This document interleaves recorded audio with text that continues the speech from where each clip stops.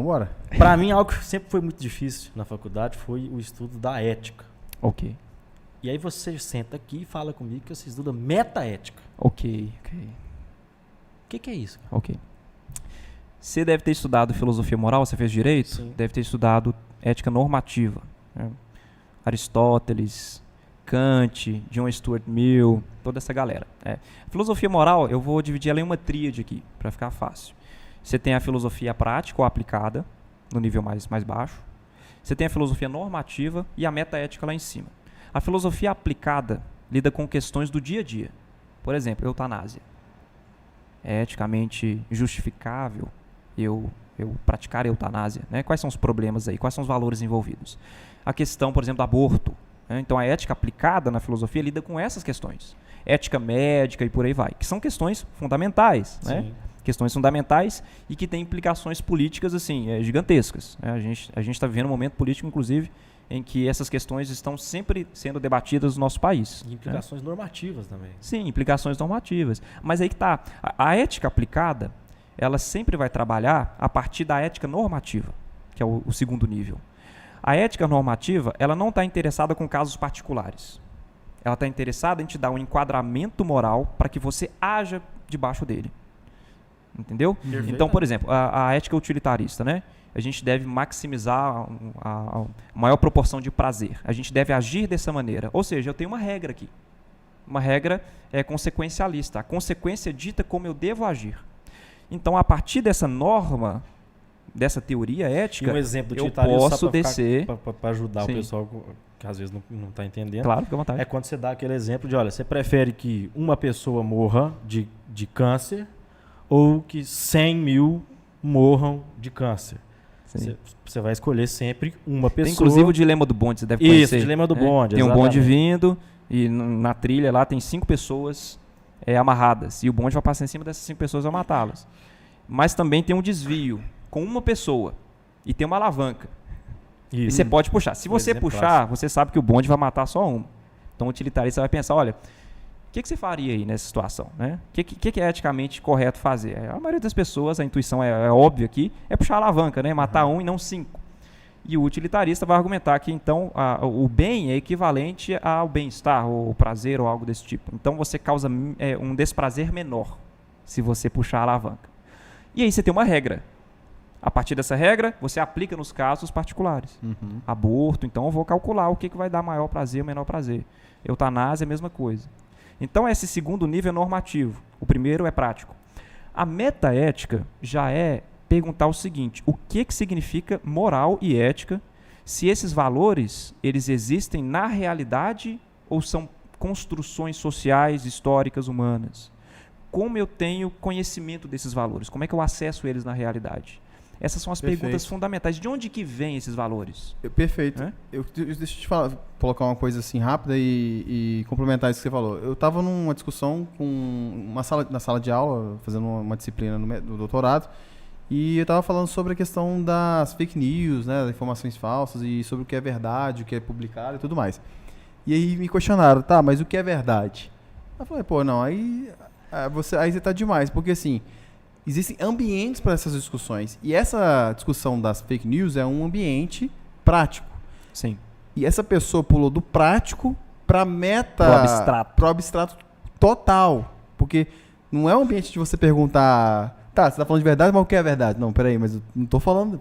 A gente não está discutindo verdade aí, o que é verdade ou não aqui, né? A verdade é essa. Então, assim... Isso é muito perigoso, porque a gente está falando... A gente falou aqui, eu falei com você antes... dessa questão das falácias, porque nos discursos, os discursos humanos são muito falaciosos, né? Sim. São sempre voltados para algum interesse pessoal. É muito difícil. Tô perdendo no argumento aqui, deixa eu mandar outro aqui que eu vou quebrar ele no meio. Aí é Schopenhauer puro. Aí as estratagemas para ganhar o debate. Aí o cara mete uma dessa e falou, pô, não, nós estamos conversando aqui sobre no nível prático da coisa, né? Não porra, não tô falando nada abstrato para poder discutir o que é verdade, o que não é. Sim. Então é isso aí. Você está falando de uma coisa que você está estudando já no nível... Metaética é a abstração total assim, da filosofia moral, né? Por exemplo, uma teoria assim, que foi tomada na antiguidade, é tomada por muitas pessoas, inclusive até hoje, né? De que qual é o fundamento da moralidade? De onde que vem certo e errado? Se é que isso existe ou se é simplesmente um universo de discurso moral humano. A virtude. O que é a virtude? Né? O que é a arete? Né? Então, assim, você vê, por exemplo, nas várias religiões, as pessoas identificando, olha, para essa pergunta eu dou a seguinte resposta: Deus é o fundamento moral. Né? Então, certo e errado existe porque existe um agente, né, moral que dita as regras do jogo. Então, a gente tem aí um subsídio moral. Então, você fala, o fundamento é esse, então. Agora, se você tira Deus... É um dogma, nesse caso, né? A gente pode discutir isso também depois, né? Tem muitos desdobramentos disso aí. Mas, e se você for uma pessoa, sei lá, naturalista, que acha que só existe o mundo natural, não existe anjo, Deus, demônio, o que é que seja? Se você for uma pessoa assim, você vai ter que dar um outro fundamento para a moralidade, se você acredita que ela é de fato algo existente na realidade. Como se fosse a matemática. Matemática a gente não inventa. Claro, na filosofia também tem essa discussão.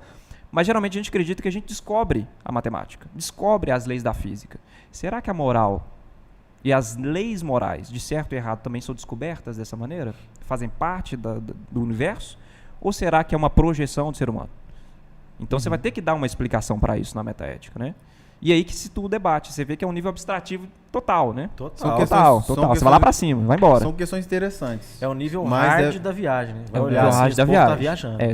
Demais, cara. Demais. Porque é como se você deixasse o seu corpo aqui, sim, e sua mente saísse dele, você começasse a olhar exatamente por fora. Por isso que é meta. Troquei de mundo.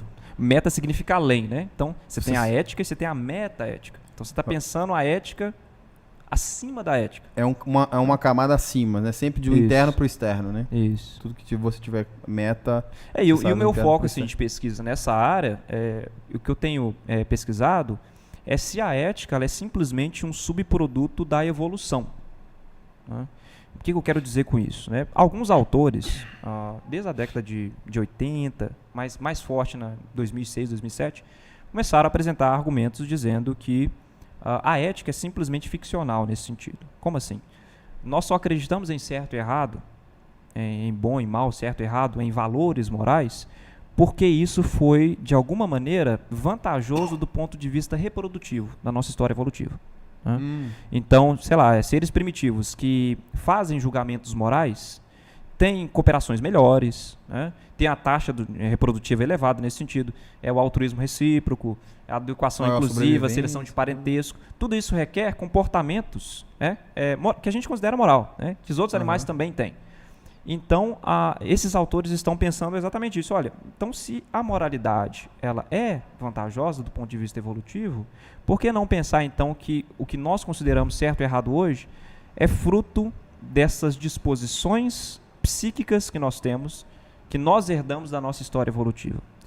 E mais, se isso é verdade, e essa é a conclusão deles, não existe tal coisa como valores morais na realidade.